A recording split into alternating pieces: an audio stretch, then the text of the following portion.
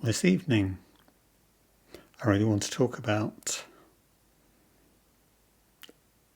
the way in our practice, what links such an abstract idea as emptiness, or as I often prefer to say, a very intimate idea of not separate, it's the same thing, with my own feelings, my thoughts, my actions. For Joko Beck, every moment, each moment, is a moment of practice, potentially at least. And what makes it a moment of practice? Bringing our awareness to it, experiencing life as it is for us. And that involves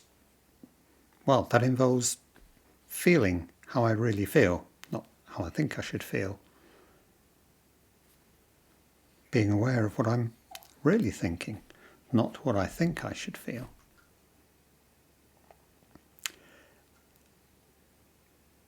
Not how would I like the world to be, but how is the world, how is life in this moment for me, right here, right now? And we bring our awareness to it. What do we find there? Well, obviously we find, if we're patient, if we're observant, if we just sit with our experience of ourselves, return to the cushion again, what do I find?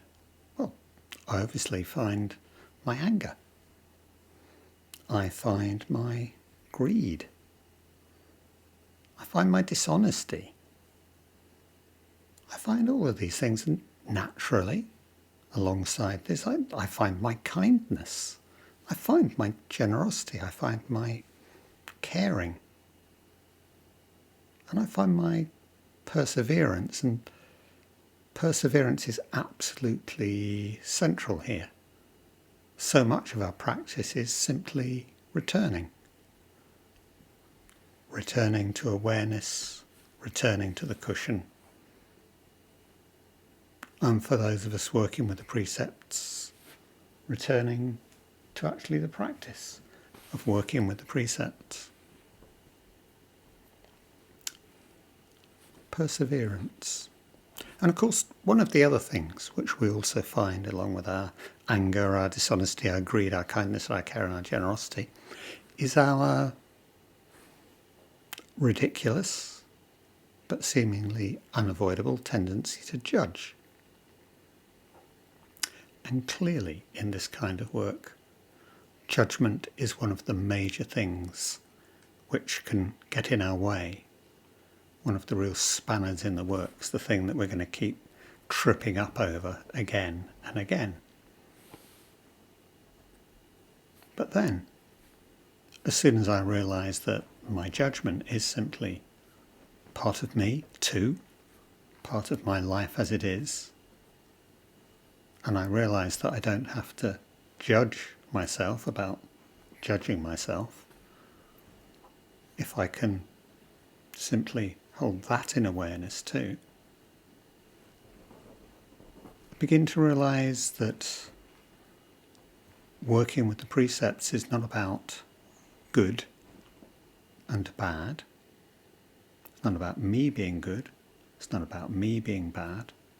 And it's not even in that sense, initially, about finding good or bad in the world. It's simply this repeated business of awareness, of returning again and again and again to my awareness.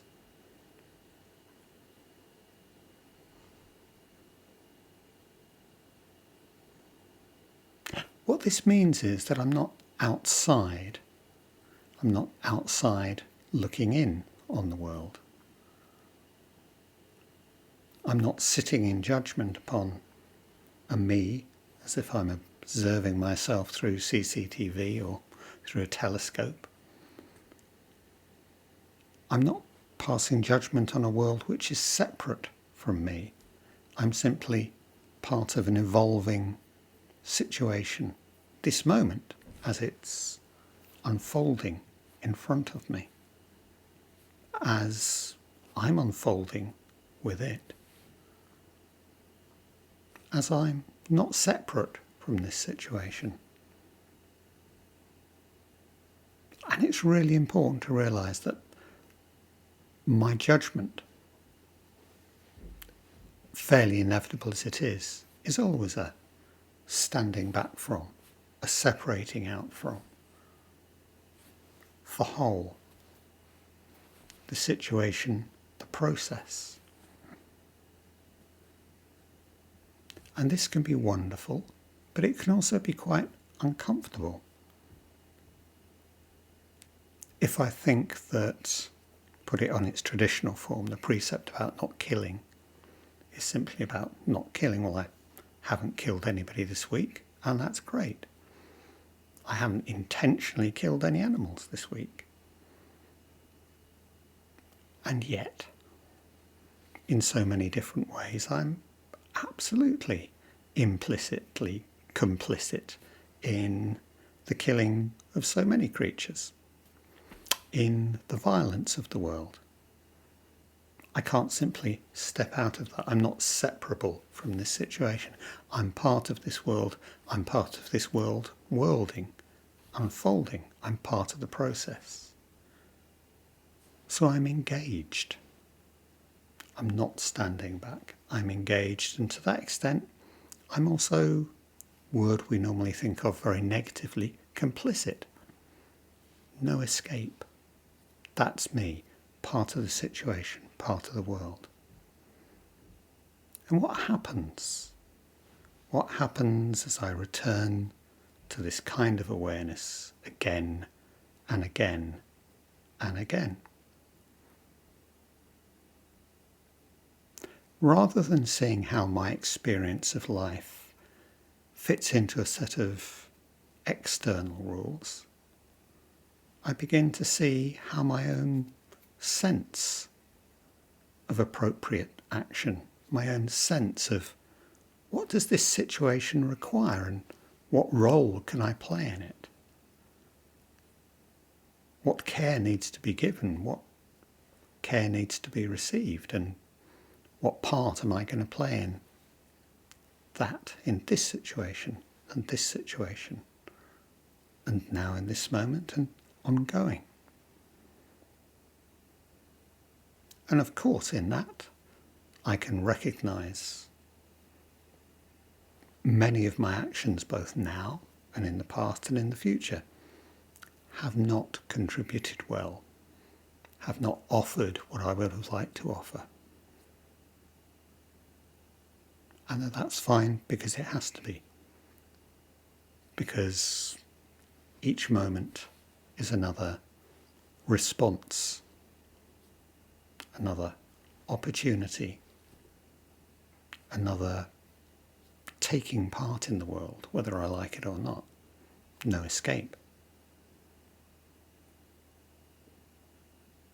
And it's in this sense, and this is an idea we'll probably come back to from time to time, that working with the precepts is, well, that the accounts we have of the precepts themselves, the way they're phrased, the commentaries on the precepts are more a description about this evolving process of what we can call at one level perhaps an ethical sense in me, than a prescription as to how to do it.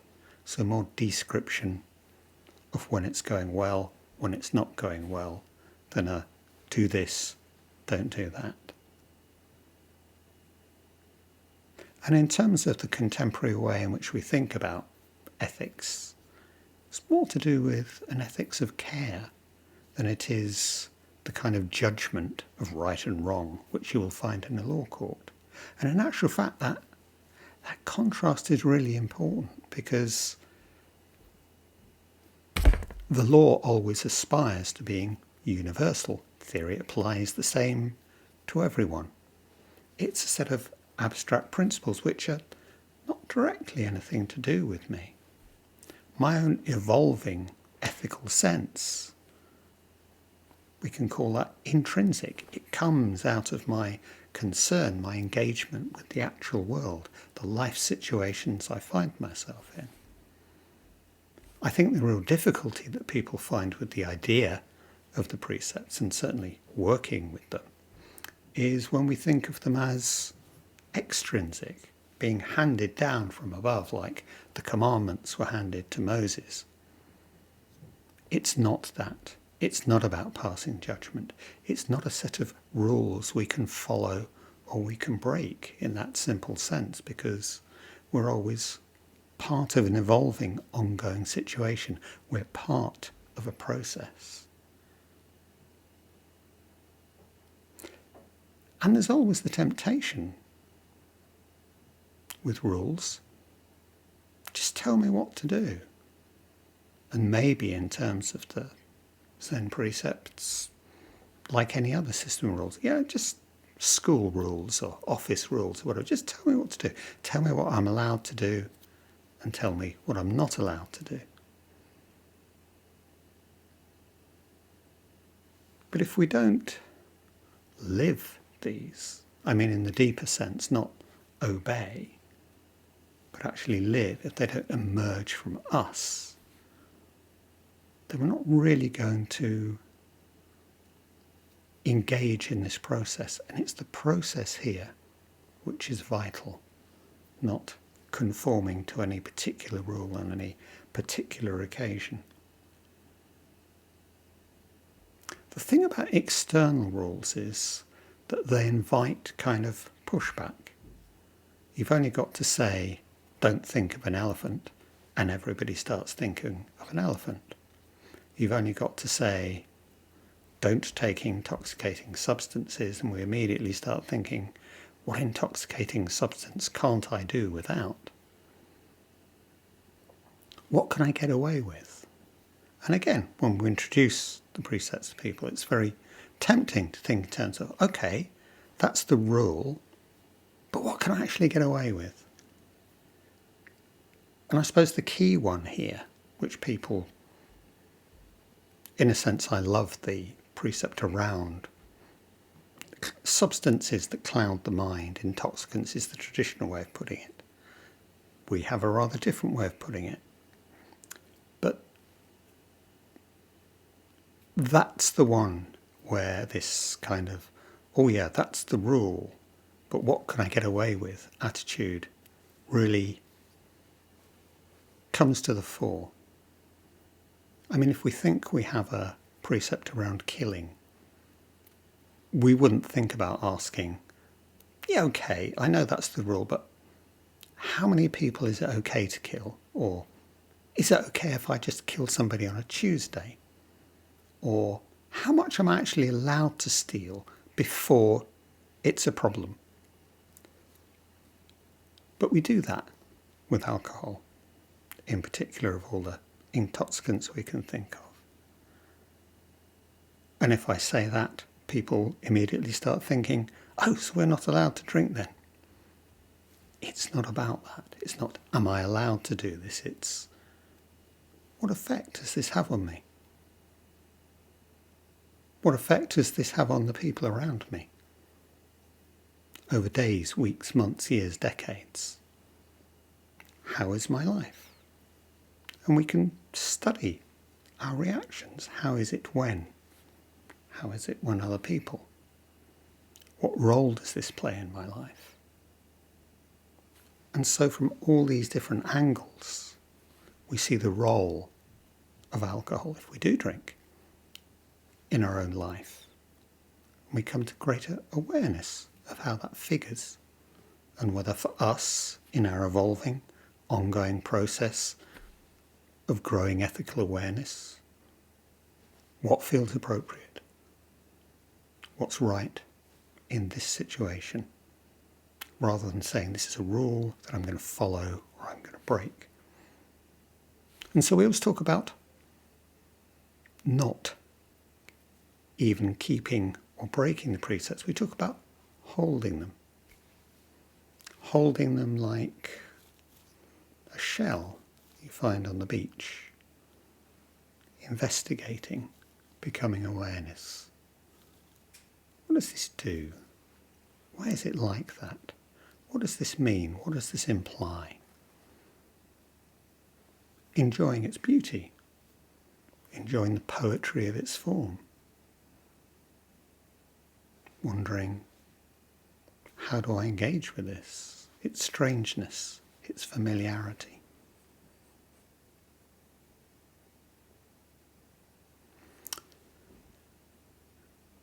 The precepts, as we often encounter them, is in the tradition that's come down through monastic practice, monks and nuns. And of course they have an incredibly comprehensive code of rules. It's not just the 5 Buddhist precepts which we normally come across. It's the whole Vinaya code and the Pratimoksha or Patimokkha. Literally hundreds of rules. Some of them are directly ethical and they're kind of training rules. Some of them are just to do with the way you fasten your robe, and you have to make a public apology if you tied it wrong. It's just the way it is. They're training rules. They're trying to get you to think along community lines. What I think, my experience, personal experience here is unimportant because I'm part of the community now.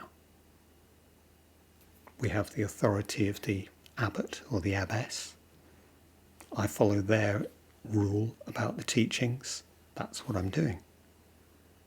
And that's fine, and it's very appropriate in a monastic context. But this is not a monastic practice. This is everyday life Zen, complicated life Zen, paying the mortgage Zen, doing the school run Zen. A world the complexity of which traditional monasticism is entirely ignorant. Thich Nhat Hanh always used to say, you think monastic practice must be much more difficult than practice in the outside world. Actually, it's much easier. The really hard thing is to practice in everyday life. And our practice, ordinary mind practice, Joko's practice, is the recognition of that. And we need a practice. We need an attitude. We need a practice of the precepts that is responsive and relevant to everyday life. And of course, the monastic tradition traces itself right back to Shakyamuni Buddha and the initial rules that were formulated one by one as rules of thumb and then codified, seemingly quite early on in the monastic tradition. But if you actually look at this and you actually think about it a bit, these were not handed down as some finished set of rules. You do this, you don't do that. They were improvised. Something happened and there was a response to it. Is that okay? Well, yeah, sort of. It would have been better if, or no, really that's not okay, or it would have been okay if. They're situational responses. They're part of an evolving process of how to care for the community, care for the Sangha as a whole, evolving as it went along.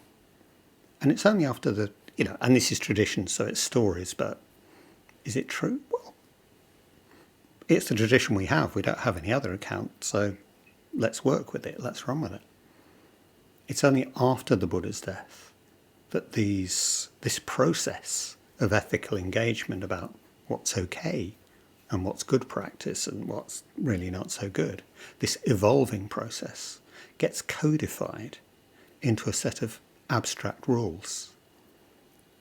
And you can understand why you would do this. You have lost your inimitable, wonderful teacher.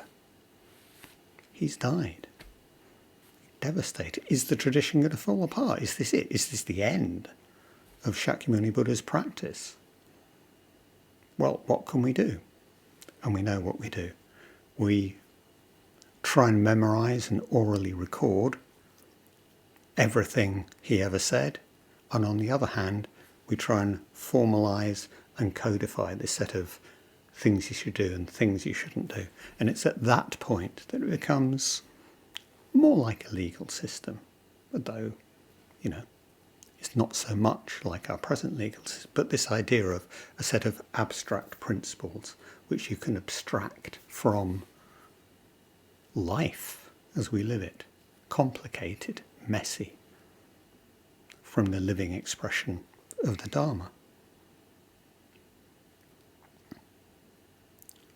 So there's these aspects. It's, I think, the way that we approach the precepts within ordinary mind is more appropriate for our complicated modern lives. But I think, in a weird way, it's actually essential. Because, let's think about it. Let's come back to this idea of emptiness, non-separation, the conventionality, the contingency of everything.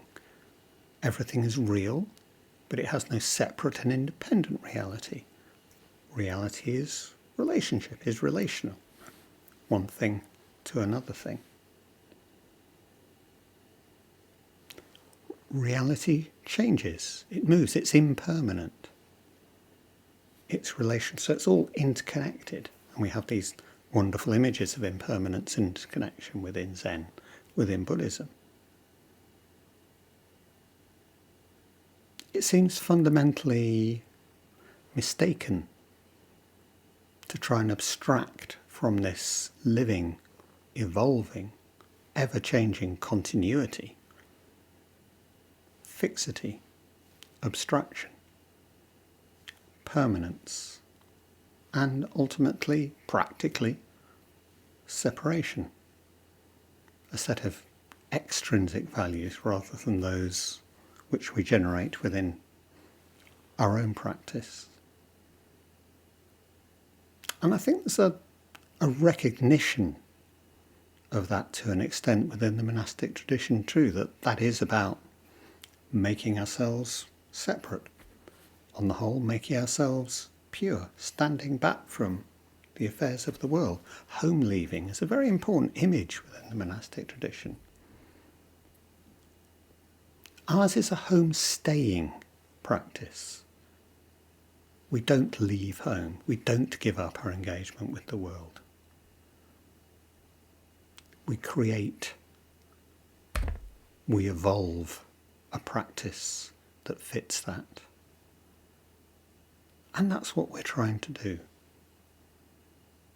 That's, in effect, what every tradition tries to do. But we're trying to do it within the living, evolving context of here and now. Not 12th century Japan, not 5th century BC India. What should our engagement with the Dharma look like here and now? Our active engagement with the different kinds of awareness that working with the precepts offers is one way of trying to evolve this non-separate, not special practice. And not special in the sense of nothing special, nothing really matters, but not special in the sense of the real deep sense in which everything is special. Me, you, the stains on the carpet, cigarette butt outside, the snow, whatever. Not special because everything's special. And my awareness, my practice with the precepts is one way of helping to show me that, to realise that I am the expression of emptiness, the expression of non-separation, in this moment, in this place, talking to you.